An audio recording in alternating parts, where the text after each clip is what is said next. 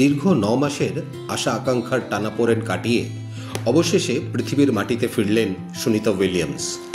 বিজ্ঞান ও প্রযুক্তি কোন উচ্চতায় পৌঁছলে তবে এমন অসাধ্য সাধন সম্ভব, আসুন দেখে নিই।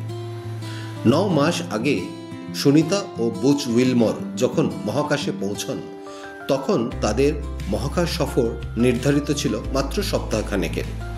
কিন্তু হঠাৎ যান্ত্রিক ত্রুটি দেখা দেওয়ায় তাদের সেই দিন সাতেকের সফর পরিণত হয় ৯ মাস ব্যাপী অনিশ্চয়তা ও উৎকণ্ঠায় ভরা দীর্ঘ মহাকাশবন্দি দশায়।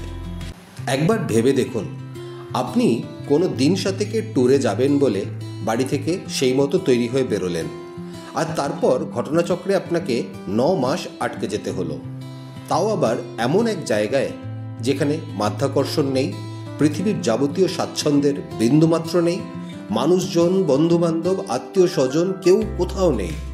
উল্টে আছে শুধু অনিশ্চয়তা আর উৎকণ্ঠা। সীমিত রসদ নিয়ে মহাশূন্যে ভেসে থাকা আর উৎকণ্ঠার চরম সীমা জয় করে হাসি মুখে দেশের স্বার্থে, পৃথিবীর স্বার্থে কাজ চালিয়ে যাওয়া।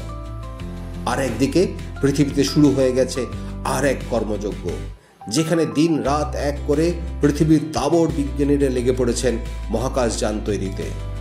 তারপর যেটা ঘটল সেটা বোধহয় হলিউডের যে কোনো কল্পবিজ্ঞানের ছবিকেও হার মানাবে। মাত্র ৯ মাসে আস্ত একটা মহাকাশযান তৈরি করে পৃথিবী থেকে সোজা পৌঁছে গেলেন মহাকাশে আটকে থাকা সুনিতা উইলিয়ামসদের উদ্ধার করে আনতে। পৃথিবীর মহাকাশযানটি পৌঁছে সুনিতাদের সেই যানে স্থানান্তরিত করেই পাড়ি দিল পৃথিবীর উদ্দেশ্যে। আর মাত্র ১৭ ঘন্টায় মহাকাশ পেরিয়ে সুনিতা ও বুচকে নিয়ে ফিরে এলো পৃথিবীর মাটিতে। আর এক পৃথিবী মানুষ স্বস্তির নিঃশ্বাস নিতে নিতে বলল, জয় বিজ্ঞানের জয়।